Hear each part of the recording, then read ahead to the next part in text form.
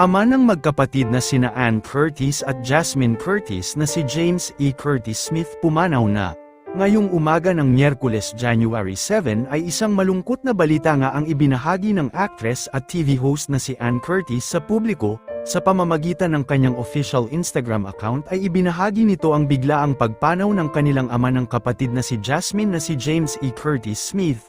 Gayunpaman ay hindi naman binanggit ni Ann kung ano nga ba ang dahilan ng biglaang pagkamatay ng kanilang ama, ngunit ayon sa ilang netizens ay marahil ay dahil na din ito sa kanyang edad. Hiniling naman ni Ann sa naturang post ang patuloy na panalangin hindi lamang sa kanyang yumaong ama maging sa kanilang buong pamilya na nagdadalamhati ngayon.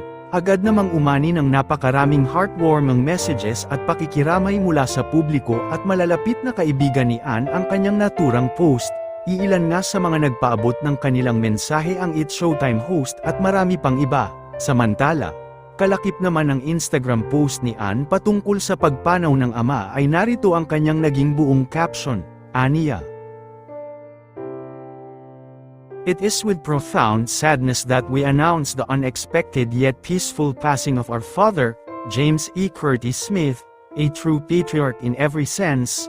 He shaped us with strength, resilience, and a wit that will forever echo in our family. He was deeply loved, endlessly admired, and will live on in our hearts always. We will miss him dearly. The Curtis Smith family.